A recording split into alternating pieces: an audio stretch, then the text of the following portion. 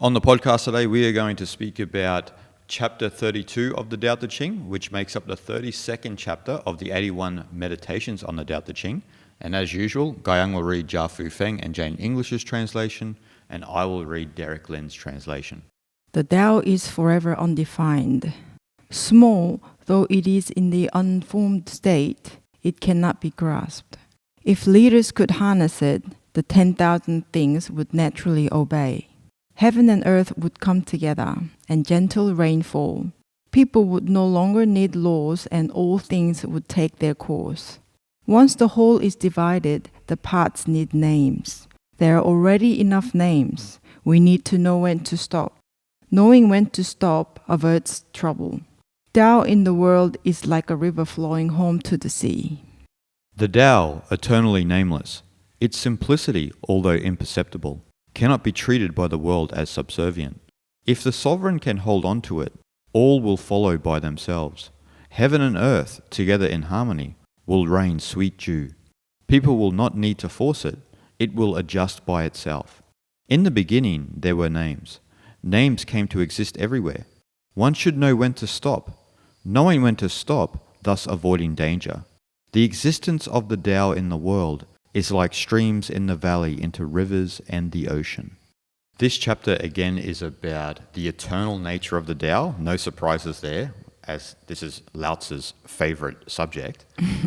And also it's about how when we leave things alone, the Tao has a natural tendency to self-organize, or to organize of itself. And this is an essential tenet of Wu Wei, of non-doing, non-reaction, non-interference.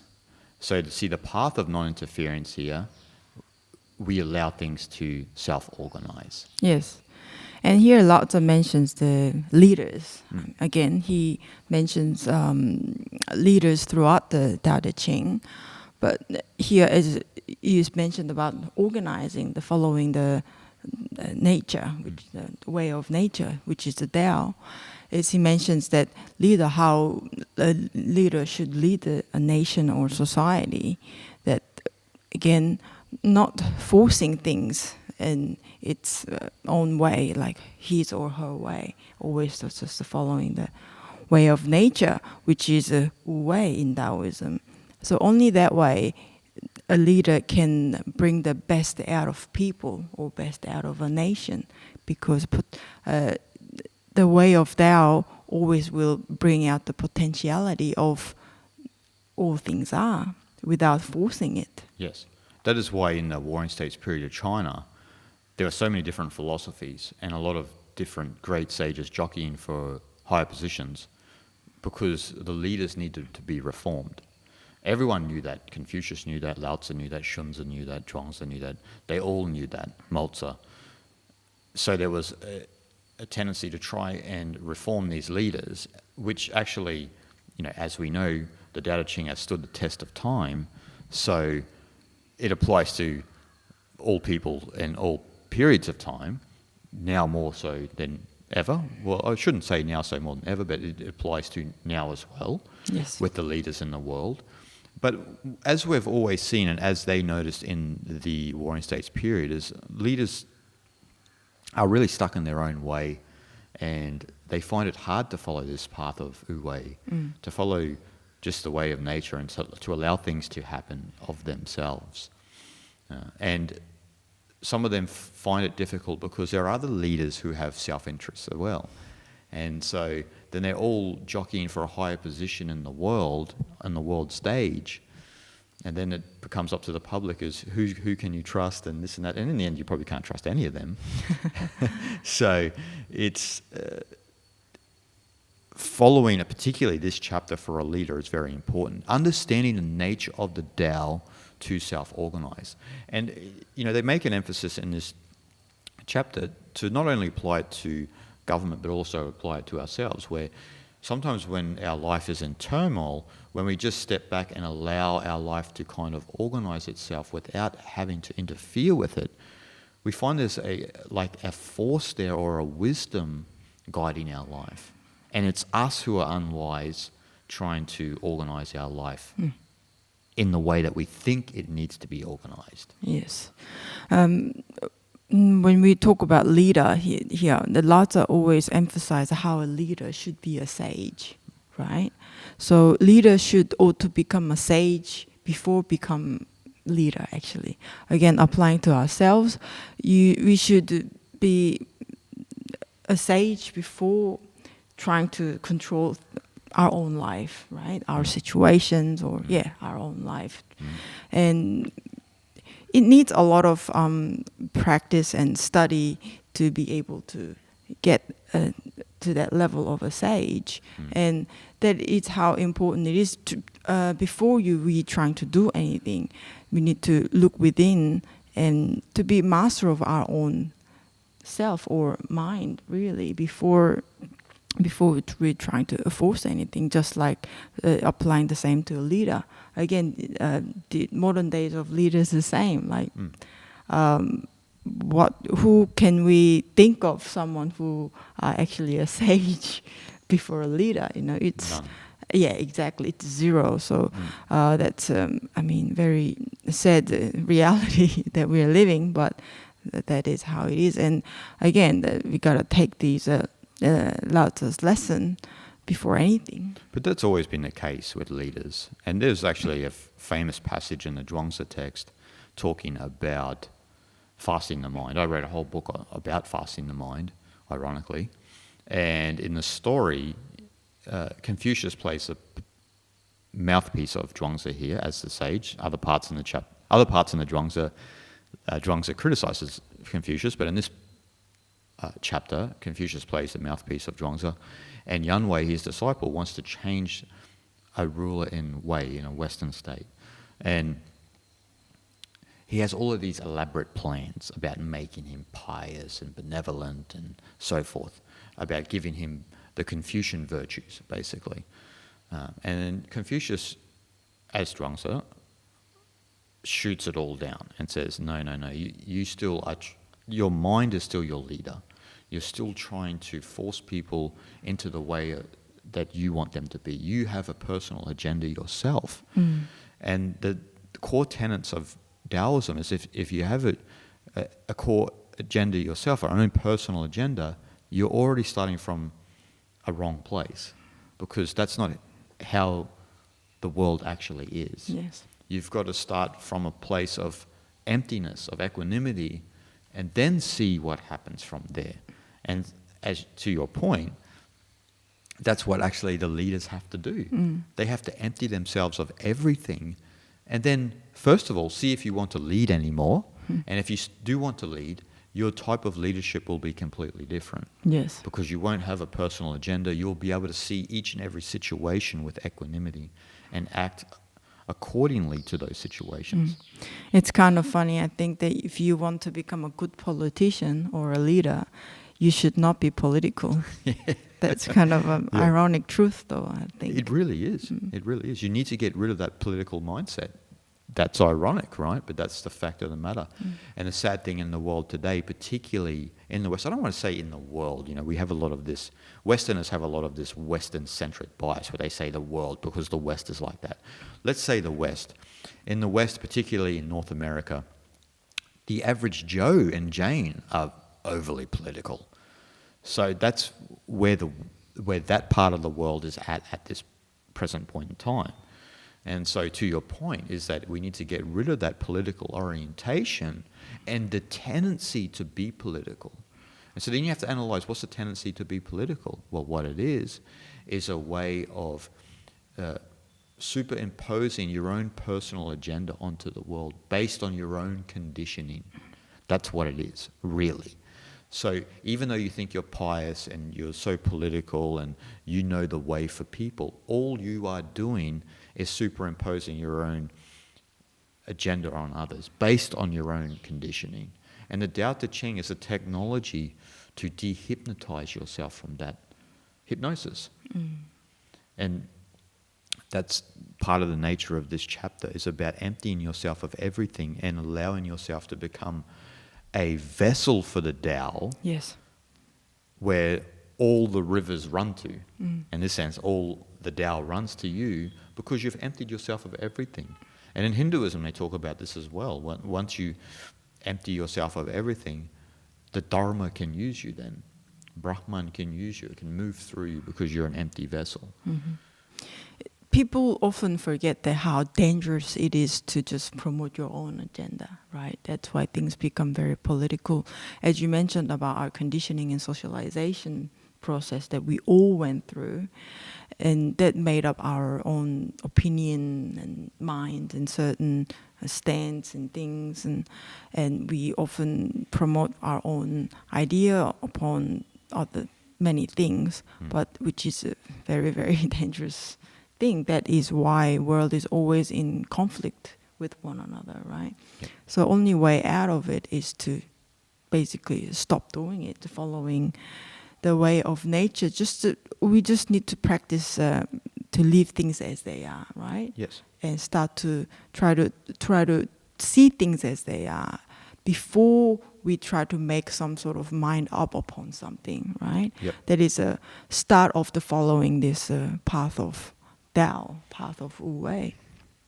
Relinquishing force is a big part of Taoism, the relinquishment of force. Stop forcing your perspective on other people. Stop forcing your mentality and your agendas and your conditioning on others.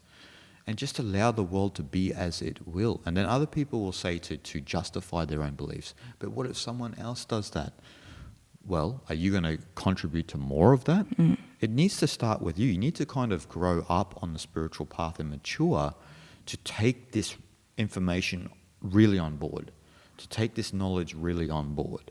And you and I have done 100 plus podcasts talking mainly about these types of topics.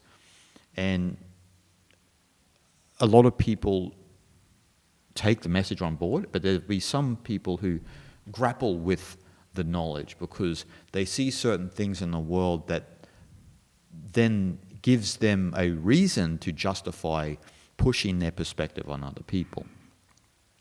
You just can never do it. You can never do it. And that's what the Great Eastern knowledge is about. Particularly Taoism is about dehypnotizing from that process.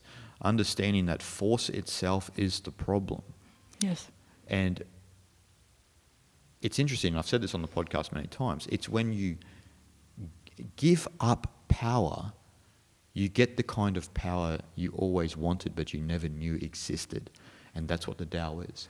When you seek the low places, you gain access to this power. As water seeks the lowest places, but is paradoxically the most powerful force in nature, likewise with us. When we seek the lowest place, or when we don't seek to push our perspective on the world, and we just are humble enough to allow the world to be as it is, then we have great access to this great power.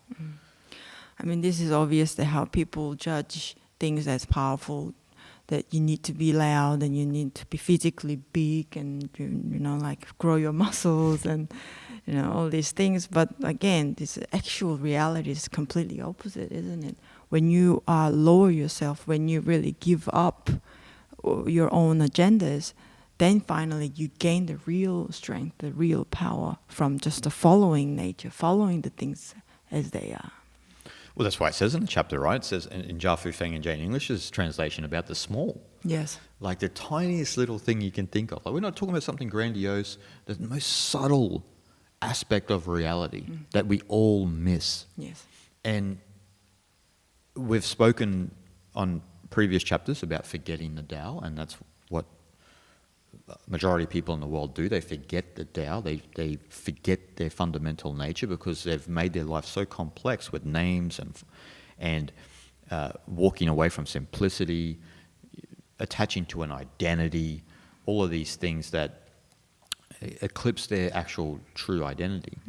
But they're just missing that small, subtle aspect.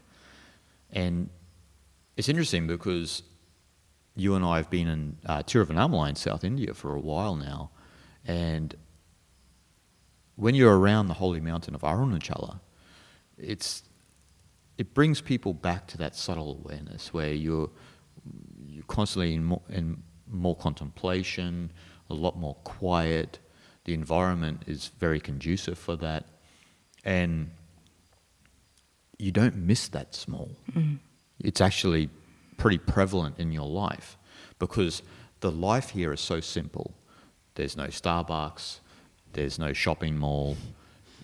You don't have access to lots of food. You don't have the conveniences of the developed world, but you have access to something that the developed world is missing, which is actually the essence of life.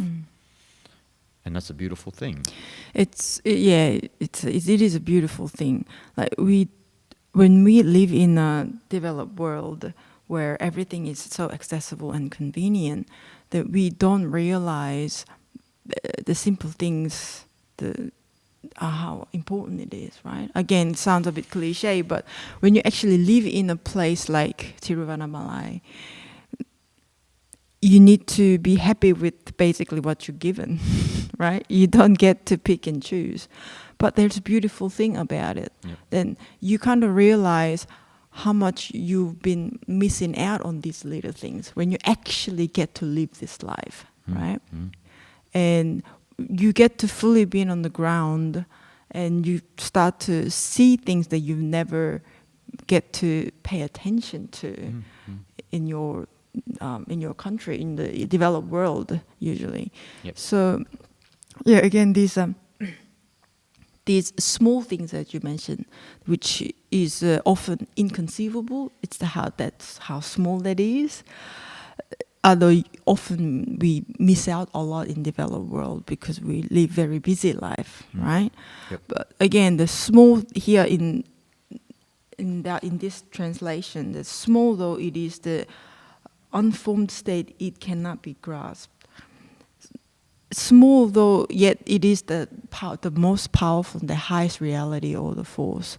And because it's so small and it's often inconceivable, you can only get in contact with that small element when you become subtle and when you become really grounded. If you are always seeking for some sort of distraction or entertainment, you'll never be able to see it because it's hidden somewhere, very subtle place, right? Yep. Just like in our consciousness, when we become much more refined in process of our own practice, then we get to be in that subtle state of mind, then we're able to feel it, and then we're able to be in that reality so that we can appreciate that small force, but that is everything, actually. That is the source of everything. And again, that's the same thing in the Chandogya Upanishad. It mentions that the small as a grain of rice is the self, yet greater than all the worlds. That's the literal words in Chandogya Upanishad. So even that been mentioned. I mean, throughout the text of Upanishads, it mentioned how important it is. An analogy of the little empty space within the apple seed, which again, inconceivable, but it's there, and that is the self, and that is the Tao in this context. Yep. I remember Alan Watts once said, a simple question, he's like, did you forget? And people are like, what is he talking about? Did you forget the self? The most obvious thing, the Atman, the undifferentiated consciousness at the core of your existence. Yes. Which is analogous to another metaphor in the Upanishads where they crack the seed open and there's the nothingness of the self. Yes. There's the undifferentiated aspect of reality is there, where everything else is form and we can give it a name. And look, we have given the self a name as well. We've given it Atman. We call Brahman and Tao. We have all of these terminology just as a reference point. It doesn't mean that we can define it to its nth degree. We can call it undifferentiated consciousness. We can call it this and that. But we have those words for that reason. But then we get caught up this chapter speaks about that. So much complexity of names. And then we lose sight of that reality, that small reality, because we are a representation of the Big Bang in the sense of our conscious awareness, where when we're brought into this world as a child, and as they talk about in all the Eastern spiritual traditions, we have to return to that childlike innocence, because when you're a child, you still have that connection of undifferentiated consciousness. You don't have this perspective of cutting the world up into this and that, calling it all these sorts of names, because you haven't learned the terminology of the language or the culture that you're brought up in. And so what happens is, as we grow, we are like the Big Bang, where we gain all these words and we're going so far away from our actual true source that we start to think the names and the concepts and the beliefs are actually what the world are. And that's not what the world is at all. Yes. And so the Tao, like other spiritual traditions, is saying taper that back, get rid of all of that. And it even says here, stop with the names.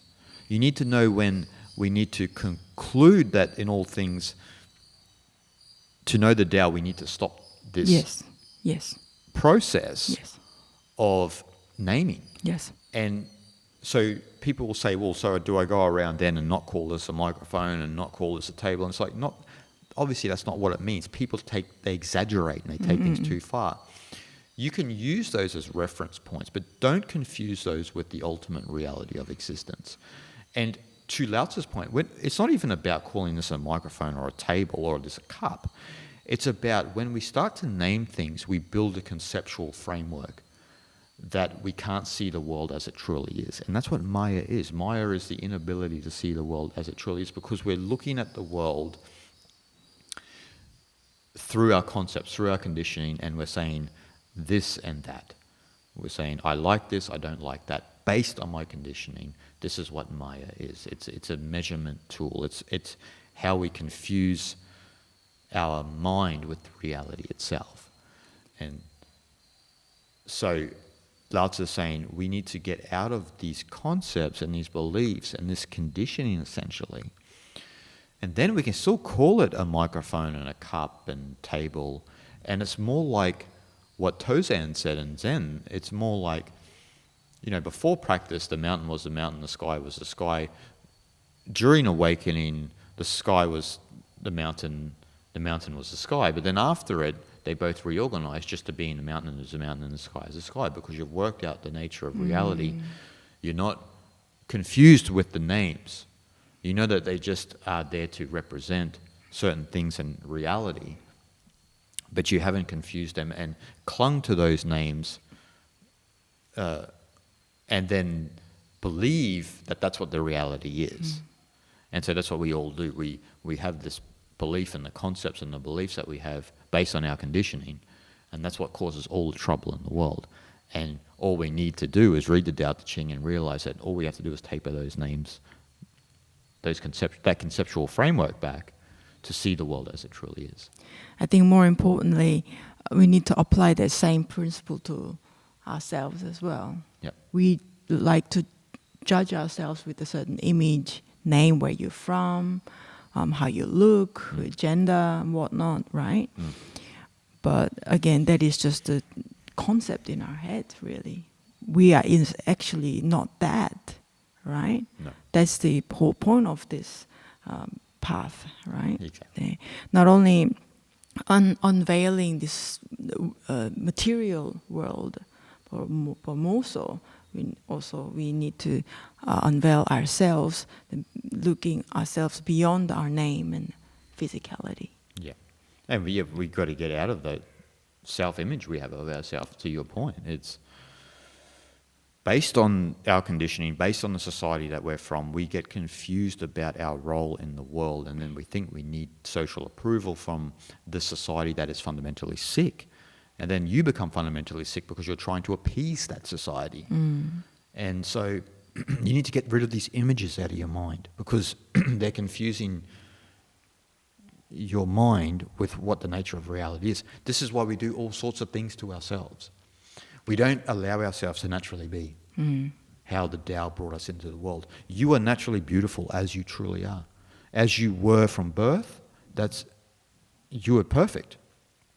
You don't need to upgrade yourself, add things to yourself, change certain things about yourself. That is a confused mind. You need to come back to the nature of reality and realize that you are perfect as you are and accept yourself as you are. the acceptance of ourselves as we are is one of the most difficult things people find in the world, particularly in the developed world.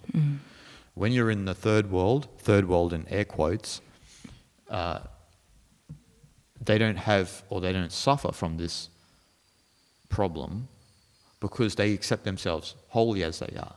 And that's why you see people just as they are from when they were born, and they just look older in places like India where we are and this and that. They're comfortable with that simplicity, you know. So, and that's what we can learn from underdeveloped countries in the developed world.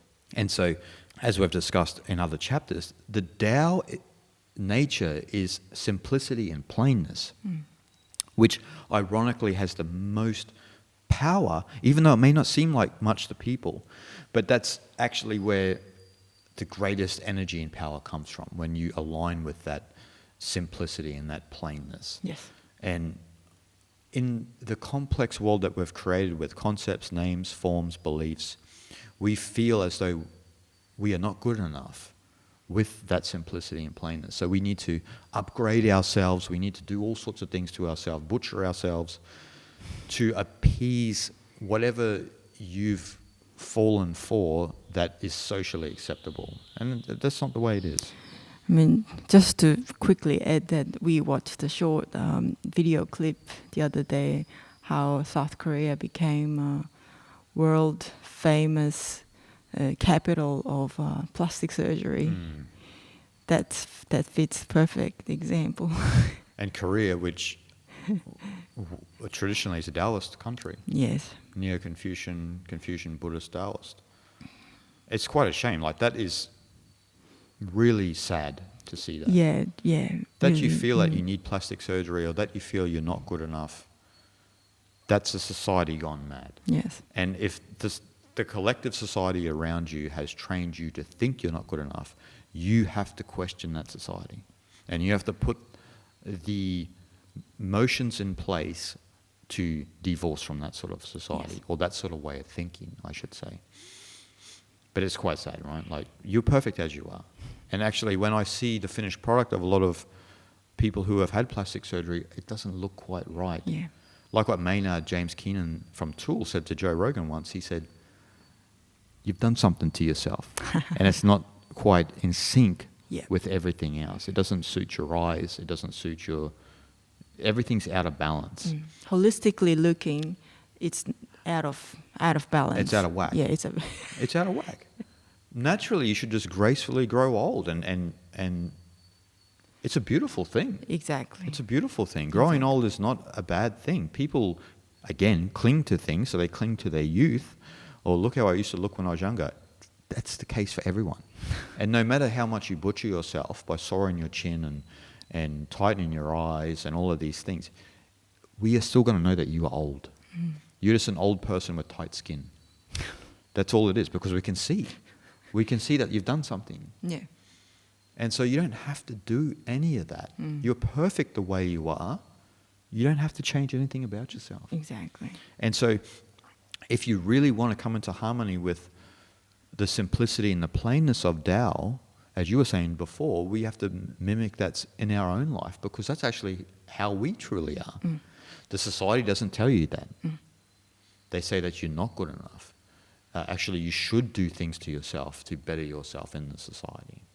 And again, like I said, you need to put the steps in place to divorce from that sort of society. 100%. We are perfect and beautiful as we are, just like nature, and we are nature.